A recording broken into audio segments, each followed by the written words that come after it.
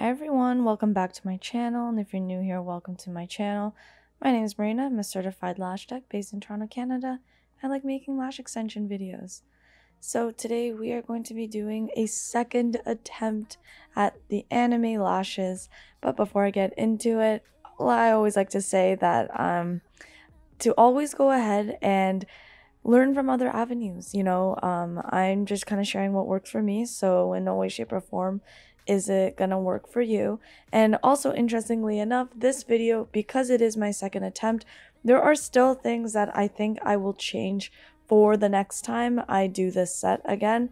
I did like how it turned out. However, there were still some things that I want to change, and today I'm going to show you and share with you what I would change and why. But I'm also going to explain how I completed this look, because in the end it didn't look that bad. It was just a little more on the natural side. So they do emulate the anime strip lashes that a lot of Asian people do wear, but I do think that it could be a little bit more dramatic for me. But my client loved it, so that's all that matters at the end of the day. So let me explain to you how I kind of went about this set in terms of mapping and spikes. So like I did the last time, I am actually kind of switching the spikes. So from the inner corner, I went 11, and then I went down. Oh, sorry, no, I did 12. Then I went down to 11. Then I spiked up to 14, went down to 11, and then at the end went up with a 12. And those are just the spikes. So I actually just alternate the spike lengths to give it a really kind of spiky, jagged look for the spikes. But the one thing I would change about the spikes in particular is the density. So I didn't mind the look and the set, but I wish that the spikes were a little darker, and I think that the reason they look like this thin was because I used 0.05. So when I use 0.05, you could only grab so many, obviously, because you don't want to like make the lash extensions too heavy for the natural lash. So you have to be very careful with how much you're grabbing. So what I would do next time, like I did for my last set, was use 0.03 instead. And then that way I can grab more and it looks a little bit more dense. And then I can also layer the spikes so that they show a lot more and they will be more prominent than the 0.05. So I'm not too sure, because I have seen other people make the strip lash look with 0.05s, but I just don't think that the spikes are dark enough for me. For me, it always works better with 0.03. Now, I mean, everybody's different, especially if you have different clients too, that can affect your set. If someone has a lot of layers of lashes, it's really easy to complete and achieve this set. However, if they're only having one layer of lashes, it does make it quite difficult, because I find that this set relies heavily on layers, or any set that has spikes that emulate like a strip lash look or a falsie look. You want to have a lot of layers because it does make it easier. But at the end of the day, the anime set is supposed to look very natural. It's supposed to just look like you have the Asian style strip lashes. Now, I'm not sure if you guys ever seen, but East Asian lashes are very different from North American falsies. North American falsies are extremely dramatic, super fluffy, and super long. But when I went to Japan and I saw them, the strip lashes in Japan, or even in like Korea, wherever, it is very much more on the delicate side, because they like a more natural look. That's not all strip lashes, but the ones that I see most common, usually used for like everyday use, or you know, going out, they do use a more delicate look. So I'm not gonna lie, this set did turn out to look more like what a strip lash would look from Japan or East Asia. But for what I like to do is to create something a bit more thick and a little bit more dramatic. So there will be a third attempt video coming up as well. Something to keep in mind that I think that helped the spikes show a little bit more prominently would be to create a hybrid set rather than a volume set for the base. So prior to this, I was using more so just like fans, and I would create like a volume base.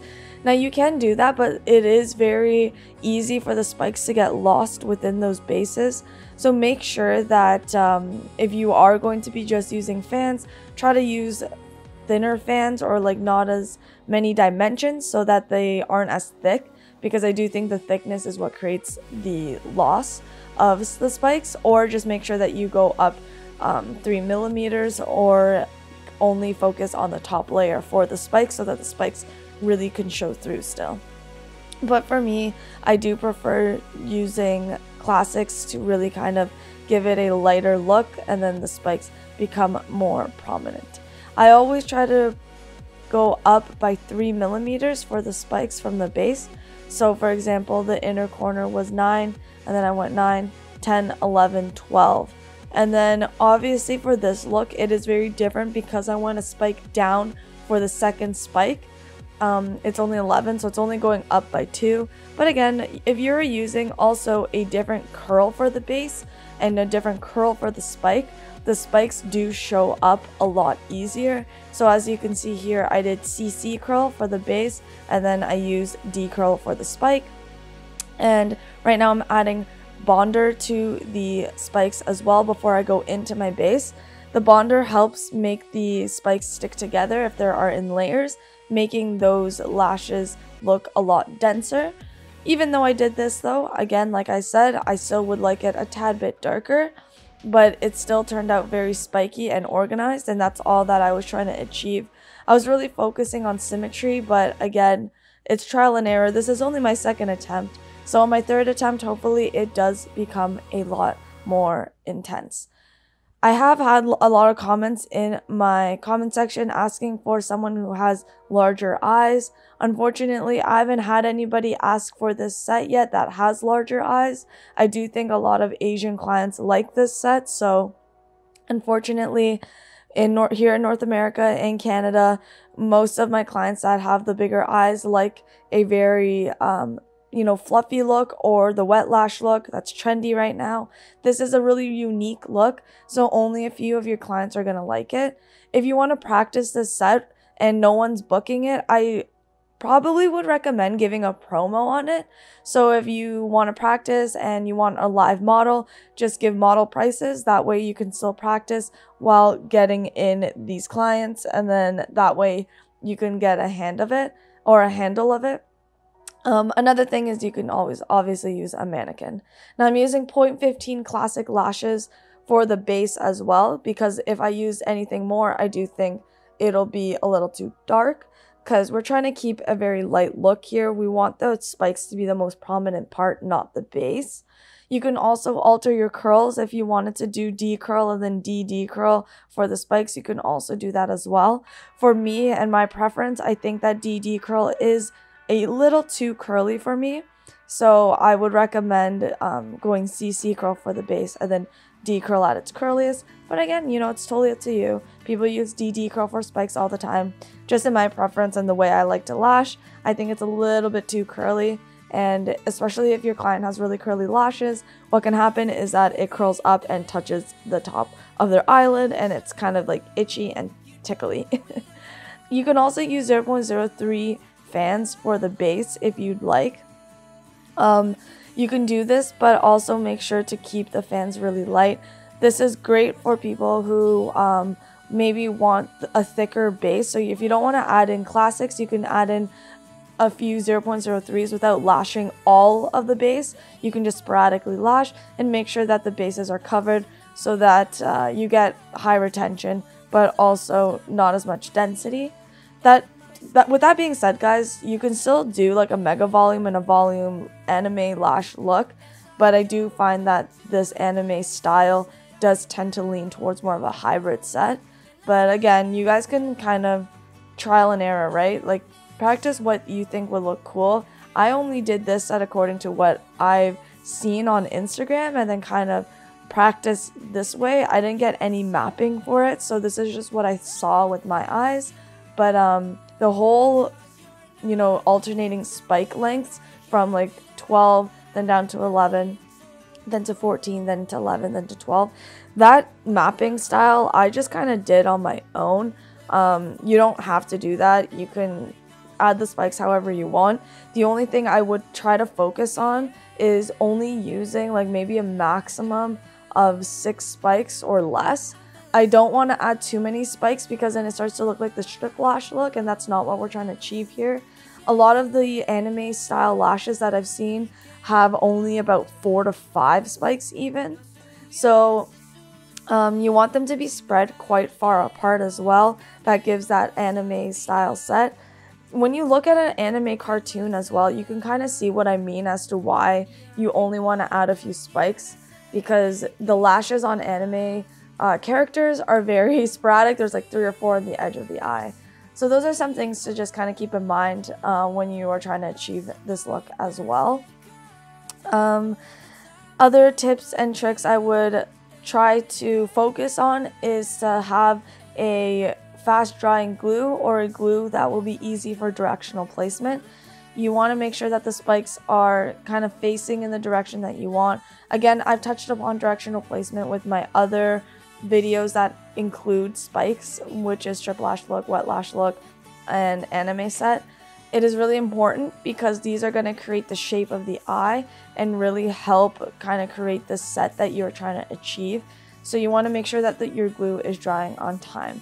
If the spike is not up to the standard to the standard of where you want it to be going, or maybe the placement on the eye is not symmetrical to the other side, I honestly, guys, I would just take the spike off using the banana peel method and replace it.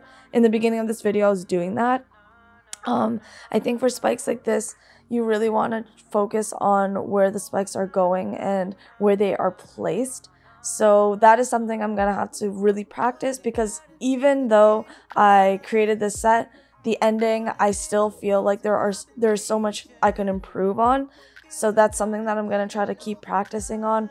This client said that she'd get this set again, so my 3rd attempt will hopefully be with her. If I can get a client that has maybe more circular eyes, I can definitely post that video as well to see the mapping style a little bit more clear.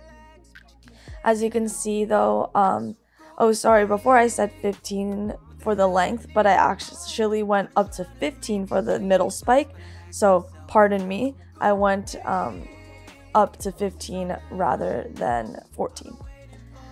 So yeah, those are just some of my little tips. Something else that you can do as well is, if the spikes aren't drying as fast, you can use a nano mister and kind of cure that base a little bit quicker. Make sure to hold the nano mister at least, you know, a few centimeters away from the eye, because if you cure the glue way too fast, it's going to start to crystallize and then it'll fall off a lot sooner. So just be careful when you are nano misting.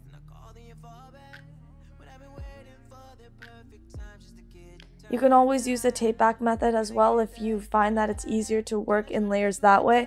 Again, I don't work in layers that way. I just kind of eyeball and look at the layers with when I'm working throughout the eye, but I know that the taping method can be really helpful.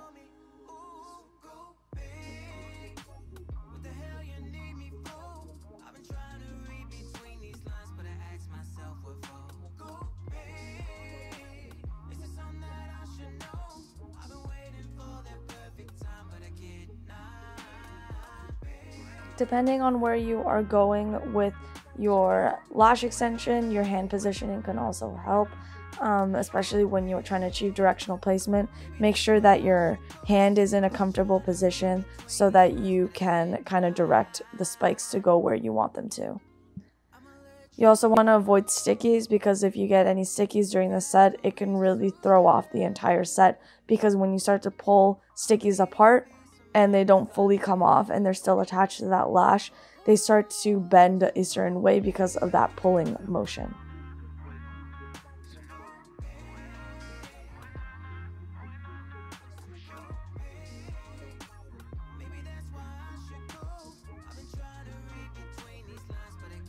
Also with the spikes, if you want high retention, I really recommend trying to focus on the wrapping method. That also goes with the base as well. If you need to pull the spikes up because they're getting lost, you can always do that as well. Thanks so much for watching, guys. I post every Sunday. Hit the like button if you like this video, and I'll see you guys next week. I post every Sunday around 6:15. Bye!